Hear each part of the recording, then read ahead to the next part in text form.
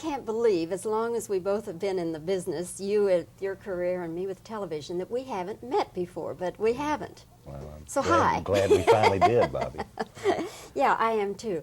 What is the meaning of the shirt, Las Vegas Security? Oh, that's I collect them. It's not a big deal. When I started a few years ago, every time I work a hotel, you know, at one of the casinos or something, I try to grab. I think they're great-looking shirts. You know, they fit nice and whatever, and they're good conversation pieces. I have about 4 of them from different hotels. You talk people out of their shirts, is that it? Basically, yeah.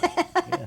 Sometimes $10 helps too. But Still a bargain, any way you look at it. Any way you look at it. Still a bargain. Well, Sting 2, I wonder, was being able to box a little bit, was that part of the audition for this role? Well, I don't know. My boxing career was very short-lived, and I was not a very good boxer. When I was a senior in high school, I was a couple of years ahead of myself in school, and as a result, I was kind of wimpy compared to the other kids I was going to school with, and so I took up the Golden Gloves to try to learn to protect myself more or less. I lost more fights than I won, but in all honesty, it's very similar to the character I play in Sting 2. He hadn't boxed in many, many years too, and he gets chosen to do the boxing for the latest scam against the mob, you know. So I was kind of reluctant then, in the movie, as I was when I read the script. I'm going to have to do this, and you know, you can't double out there in boxing trunks. You've got to be the real thing. So we worked on it for 5 weeks and worked out every day, 3 hours, hour and a half of just working out to get in shape, and another hour and a half to choreograph all the fight. You know, you got to choreograph every punch, or somebody's going to get hurt. So we worked real hard on it, and it came at a time that I needed it.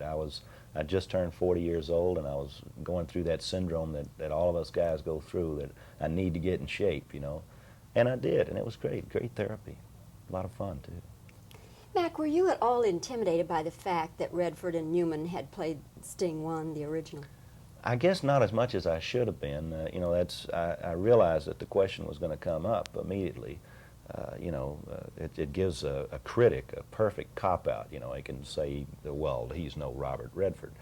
But the script was so good and it stood on its own that I had the feeling that it would stand on its own. And 5 minutes into the movie, you've got 2 characters to identify with. You don't have to worry about Redford and Newman. And I didn't try to be him, and the director didn't want me to try, and the guy that wrote the script didn't want me to try. They just wanted to make a good movie that stood on its own.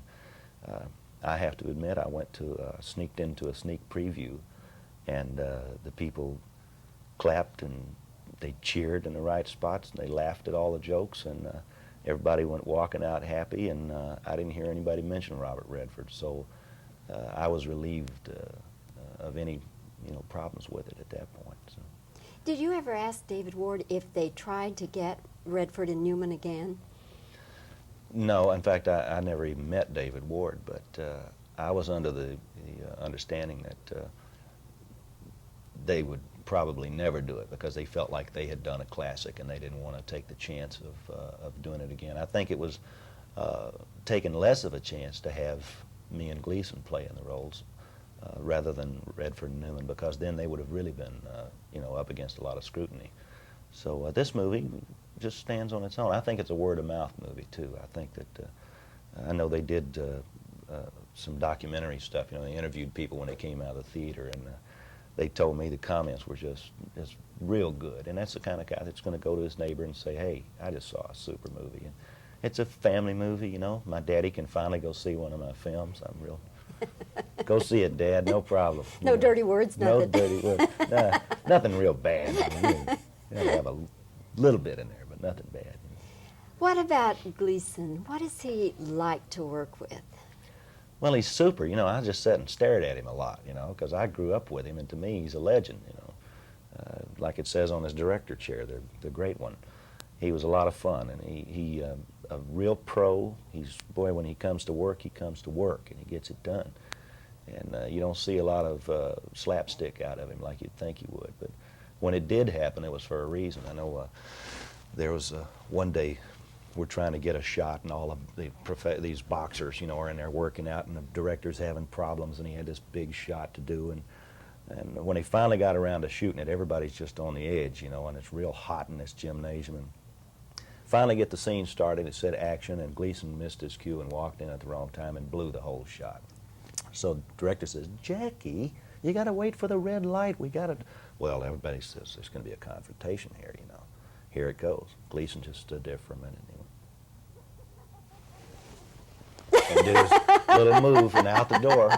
And it was perfect. Everybody broke up on a set. It relieved the tension, and we got the shot the next take. So it's fun to watch a real pro at work. And there's a lot of other pros in this movie. You know, Terry Garr and Carl Malden, Oliver Reed, Val Avery, Ron Rifkin.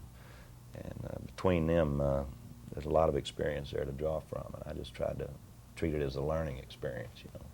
Hopefully I learned something. I don't know. Is Reed really that wild? No. Reed is as professional as anybody I've ever seen. He came on the set and was just, he was there on time. He knew his lines. He was well rehearsed. And, I think they had less problem with him than they did with me. He was absolutely easy to work with. He did go crazy his first day on the set, but he did that as a joke between him and the director just to scare all of us, because we had all heard the stories, you know. And he showed up and walked right in the middle of a scene and took a dead chicken that was hanging on the wall in one of the scenes, grabbed it and started banging it all over the table and yelling at everybody. And the director had conned him into doing that because he wanted something to use in the Rap Party movie, the outtakes. And that was the only time anybody saw him do anything outrageous. So he was great. Well, I'm glad to hear that. I have interviewed him, and he's always been, you know, fine to interview. But very soft-spoken. Oh, yes. Find yourself listening very closely to Yes. every word he says. Yes. Mac, I'm so happy finally to meet you, fellow Texan. Same here. And I hope Sting 2 does gangbusters business for all of you, and I hope it leads to bigger and better things even for you. Give my regards to Texas. I shall. Thank you. Thanks, Mac. And heads. Okay. Don't laugh.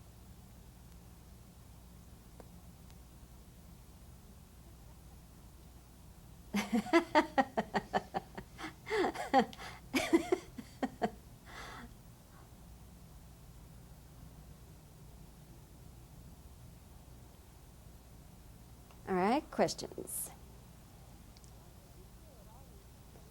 Mac, did you feel at all intimidated by, again. Mac, did you feel intimidated by the fact that Newman and Redford did the original Sting?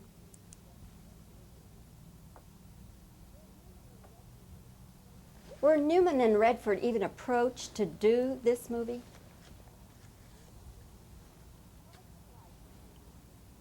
What was it like working with Gleason?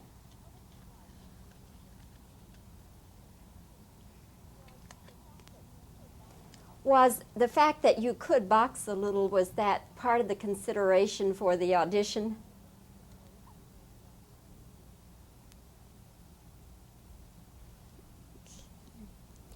Right.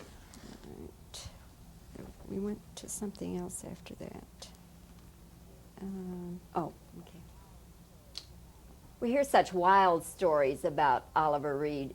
Is he really that wild?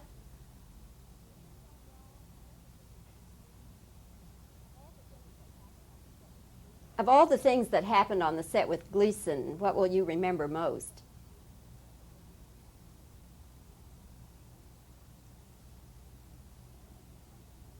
Short people.